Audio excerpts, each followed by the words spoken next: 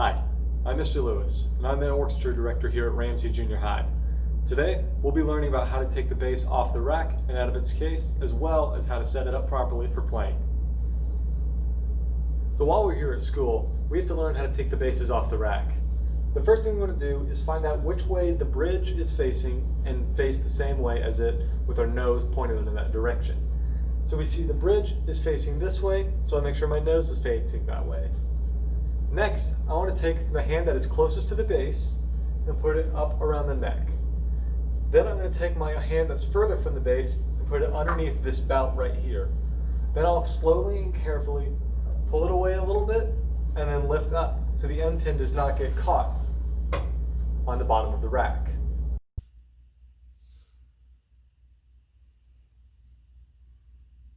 And when I'm ready to take it somewhere, I just lift it in the same way and I'm ready to go.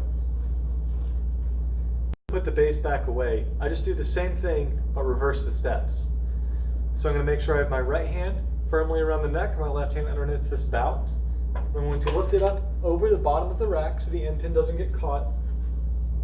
Set it carefully on the rack, and then while it's here, slowly lean it into the little groove for the neck.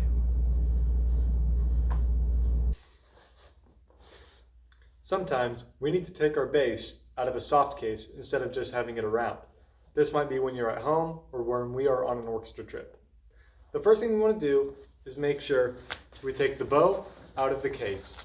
There's almost always a pocket for it in the front, but sometimes it's in the back. This way, when we're moving the case around, it doesn't break the bow. We'll set it down on a stand or a stool right beside us. Then we'll walk the bass down on its side, keeping one part of the bass on the ground at all times. From there, we just unzip.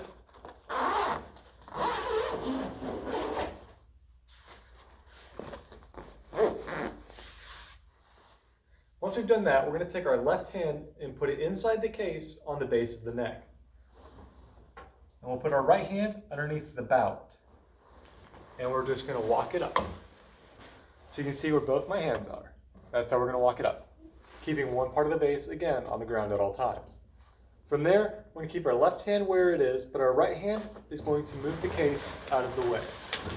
Then we'll switch hands and put the right hand on the neck, and the left hand, we'll just lift it off. And just like that, your bass is out of the case. So we finished playing, and it's time to put the bass back in the bag. The first thing we need to do is lower the bass to the ground and then pull the end pin, or push the end pin back in. So we'll keep it on its side and slowly walk it down, being very gentle, making sure one part of the bass is always on the ground. And then we'll unscrew the end pin, push it in, and tighten it back up. Now here is where we put the case back on. We'll walk it up the same way we have been. Notice where my hands are. We'll hold the bass with our right hand, grab the case with our left hand, and now we'll lean the bass against us over our left shoulder so it stays balanced, and we'll bring the case over on top of the scroll. From here, we just wrap the case around it and walk it back down. Our left hand at the base of the neck and our right hand underneath this bout. From here, all we have to do is zip it up. So we'll make sure that it's completely around the instrument and zip.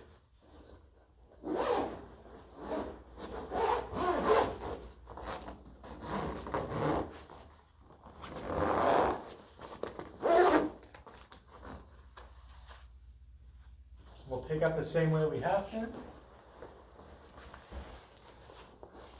And we're ready to go. Oh wait, our last part. Don't forget about our bow. Once the bass is in the case already, it's safe to put the bow in. So we'll just lift up this pouch and the bow slides right in.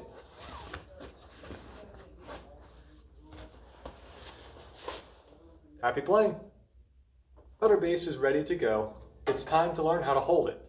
The first thing we need to consider is how far to pull the end pin out. For everybody, the answer is going to be a little bit different.